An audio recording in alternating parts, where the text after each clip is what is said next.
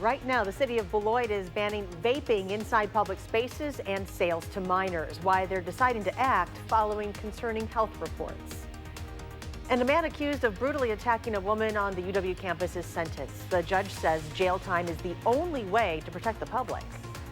Plus, the president plans to divert millions of dollars away from a Truex field project to help pay for a wall at the U.S.-Mexico border.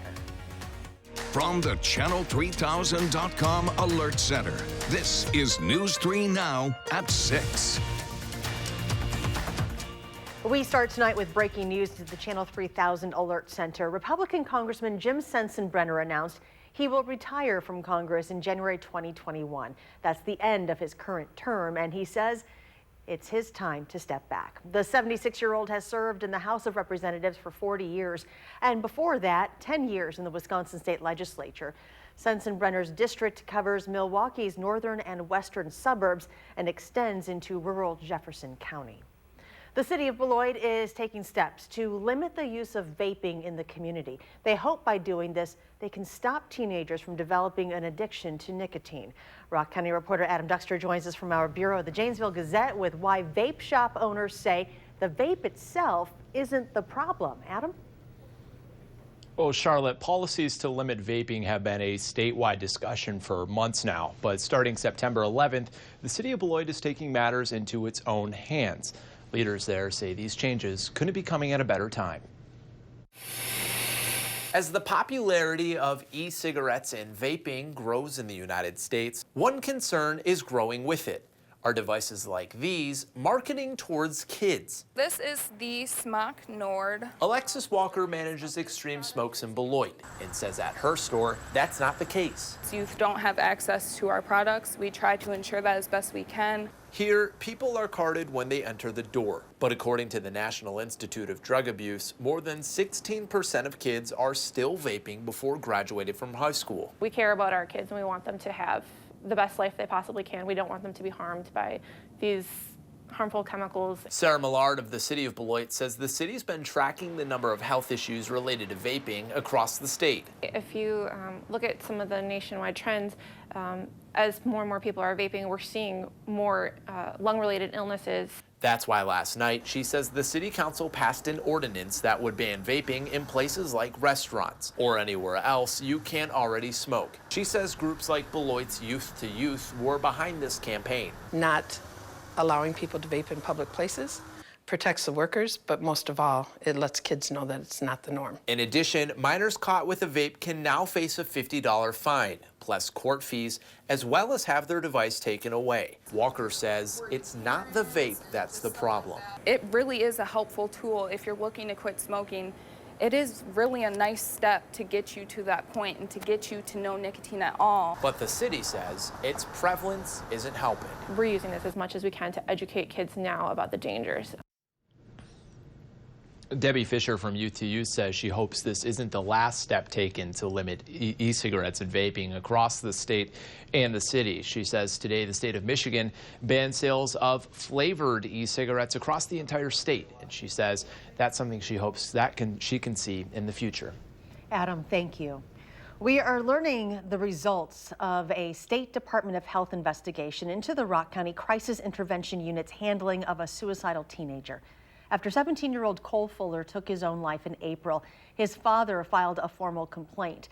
The resulting DHS investigation found a crisis worker took Cole's health insurance information, but never found a community provider to treat him. The report also shows the crisis plan for Cole had no information from his previous crisis provider, and his history of hospitalizations was incomplete. Investigators found out the day before Cole's death by suicide, he had an episode at school, prompting a crisis manager to recommend he undergo another 6-month commitment at a mental health facility. The crisis worker documented Cole was highly upset about the extension, but the employee never asked about weapons in the home because it was assumed that Cole was educated about that during his previous mental health commitments. The state will issue a plan of correction for Rock County's Crisis Intervention Unit. At the state capitol, the legislature's Joint Finance Committee has voted unanimously to allow the Department of Agriculture, Trade and Consumer Protection to spend money on helping farmers cope with mental health problems. $200,000 was allocated for that purpose in the state budget, but DATCAP needed authorization to spend it. DATCAP Secretary Brad Paff says the department will use the money for counseling vouchers, stress management workshops, and teaching mental health providers about farmers' challenges. Farmers do have their own language, their own terminology. They communicate in their own particular way, and they don't have a lot of people to turn to. And they live isolated. Their nearest neighbor may be a quarter of a mile, a couple miles down the road. And where do they go? Who do they talk to? More farmers are struggling with mental health issues as the industry shifts to factory farm models, milk prices continue to fall, and President Trump's trade war escalates. To weather now, clear and cool for tonight. Let's check your first alert forecast now with meteorologist Dave Caulfield. Dave? Well, Charlotte, we've been socked in with the clouds all day across southern Wisconsin. That has helped high temperatures stay very cool for this time of year. We still are looking at mostly cloudy skies right now in Madison. The WISC-TV Skycam currently at 64 degrees, a calm wind, that dew point at 50. So it's not humid at the surface, but a little bit higher up in the atmosphere, we still do have that humidity in place, helping create those clouds and keep those clouds in place. But as high pressure moves in over the next few hours, we should finally start to see those skies clear. Temperatures, other spots, 62 in the Dells, 61 in Juneau, and 66 in Mineral Point and Platteville. That is quite a bit cooler compared to this time yesterday. 15 to 20 degrees cooler in some spots. Your day planner as we head into tonight, those skies clear, allowing those temps to dip into the lower 50s by the start of Thursday morning. Could have some patchy fog at times as well. Then tomorrow afternoon will be partly sunny with highs in the mid-70s. We'll talk about some rain chances as we head into this weekend and the start of next week in your first alert forecast in just a few minutes. A DeForest teen faces child sexual assault and burglary charges. 17-year-old Eduardo Salinas Munoz was arrested Sunday after a homeowner caught him in his bathrobe on home surveillance video. According to a criminal complaint, Salinas Munoz was caught on home security footage at 2 different places on Valeria Drive. At one residence, police found a sex toy on the ground. At another, Salinas Munoz was caught on camera wearing an open bathrobe, performing a sex act on the front steps. Surveillance video shows him then return to the first home where he told police he got inside, crawled in the crib of a 2-year-old girl, and inappropriately touched her. Today in court, a judge set $15,000 bond. A Wisconsin native marine biologist is among those presumed dead in a fire that destroyed a scuba diving boat off the coast of Southern California. 41-year-old Christy Finstad, who co-owned Worldwide Diving Adventures, was leading the scuba diving trip. The boat caught fire on Monday, trapping 34 people on board. Finstad graduated from Oostburg High School in Sheboygan County in 1996. She lived in Santa Cruz, where she conducted research and wrote a restoration guidebook for the California Coastal Commission. Her brother described her as strong-willed and adventurous.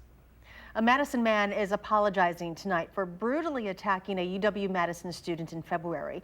A judge sentenced 23-year-old Jerome Winslow to serve 7 years in prison and 5 years extended supervision. Rose Schmidt is live from the Dane County Courthouse to explain the judge's decision. Rose?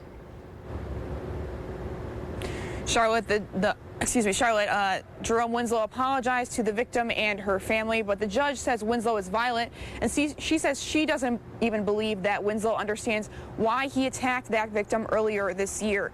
Winslow was sentenced to 7 years in prison on 3 felony charges that he pleaded guilty to in June, 2 counts of recklessly endangering safety and a substantial battery charge.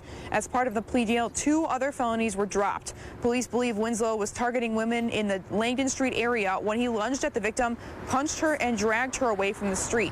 The judge says she believes Winslow has little insight into why he attacked this woman or why he committed his previous other violent crimes. And unfortunately, one of the conclusions I draw from that is that you are and will continue to be dangerous and to present a danger to members of the public. I feel like it's crazy that I'm looked at as a violent person when I'm not really. I have violent charges, but I'm not a violent person at all. I just made bad decisions in a short amount of time in my early 20s. Court documents show the woman sustained serious injuries to her face that required surgery. Winslow's lawyer argues that he was drunk and on drugs, leading to his behavior. The judge also ordered that while he is out on supervision, Winslow is not allowed to have contact with the victim or her family, and he is not allowed to possess drugs or alcohol. That's in addition to some other conditions. Rose, thank you.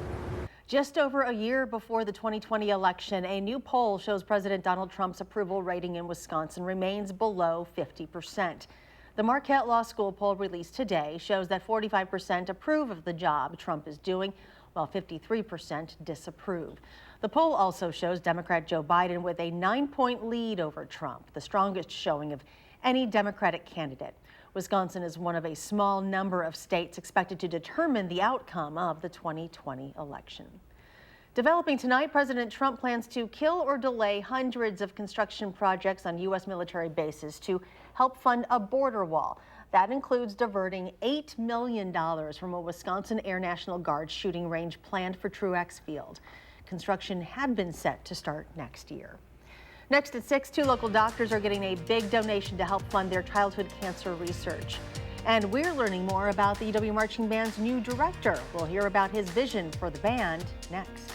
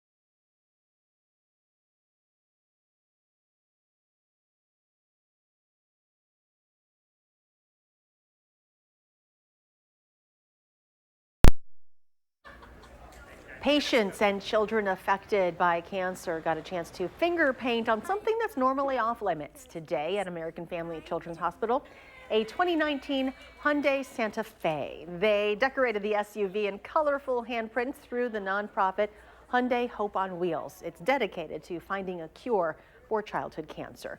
2 doctors received a $500,000 award for their research involving targeted radiotherapy for pediatric leukemia and new tools to fight childhood brain tumors. The overall goal of Dr. Otto's and my projects is to provide the necessary preclinical data supporting the rationale to move our concept from the laboratory to patient trials and improve survival and decrease long-term side effects for kids with cancer. American Family Children's Hospital has received $1.5 million in total from Hope on Wheels since 2006.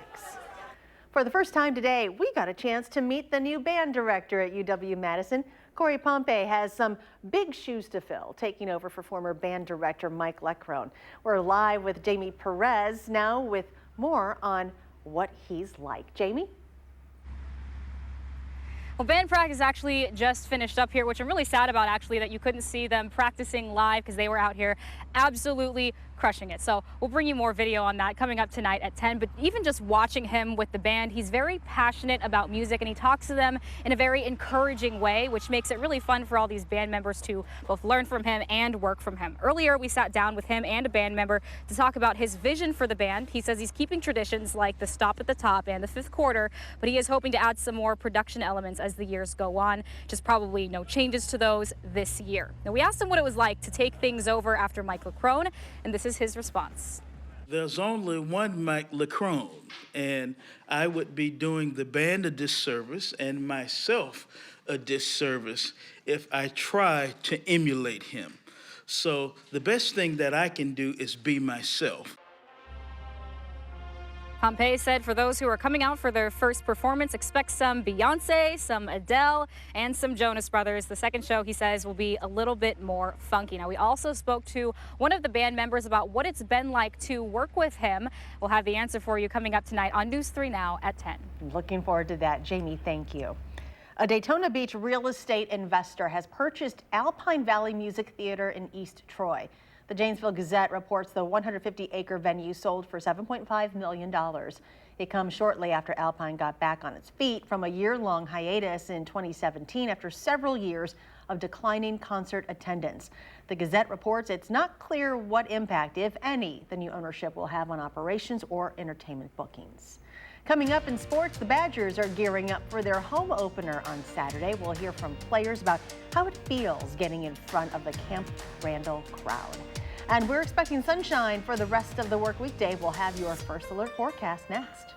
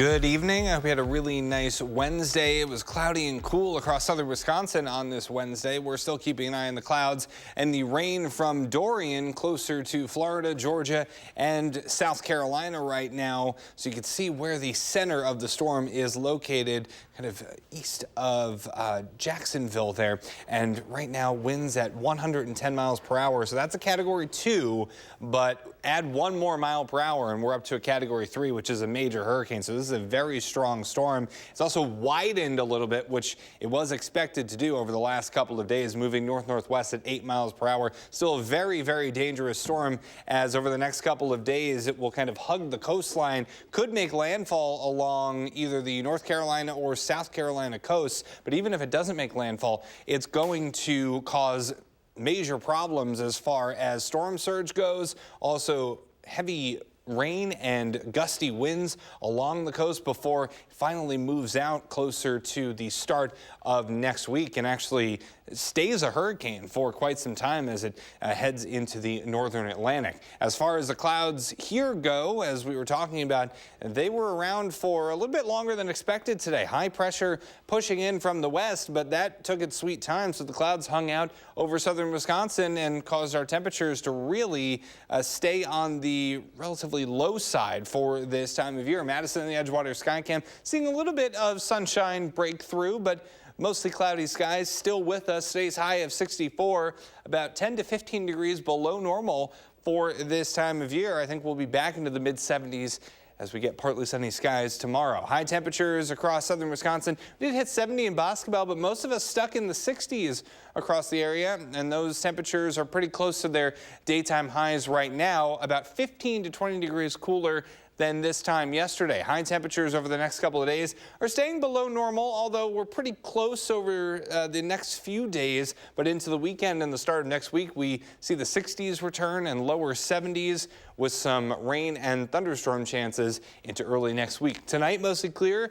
We will finally clear out over the next couple of hours. Patchy fog is possible as we head into the overnight hours with temperatures near 50. For tomorrow, we're in the mid-70s, partly sunny and pleasant. So we can actually see some of that fog trying to form early tomorrow morning on future track. That's these patches of clouds that really aren't moving all that much. Then once we get the temperatures to go up, that fog should move out. We'll see partly sunny skies tomorrow. Temperatures in the mid-70s. We'll see mostly cloudy skies later on Thursday into early Friday. A few raindrops are possible across southern Wisconsin. Really don't think many of us are going to be impacted by that, but don't be surprised if we do see a quick shower early on Friday morning before we see partly sunny skies once again into Friday afternoon. Really not looking at a whole lot in terms of rainfall potential, but plenty of rain chances as we head into the weekend and the start of next week. When the Packers play the Bears, it's always a big deal. Noted historian Aaron Rodgers has some thoughts coming up in sports.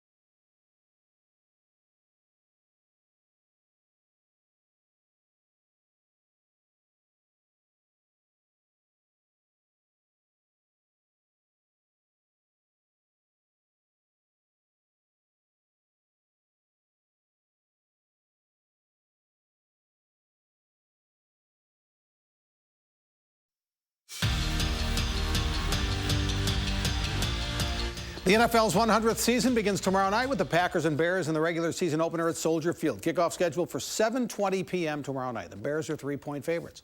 No matter when the Packers play the Bears, it's a big deal, and being the only game on opening night, it'll really have a special buzz. This will be the 199th meeting of the two legendary franchises, and guys like Packers quarterback Aaron Rodgers knows all about history and how special it is.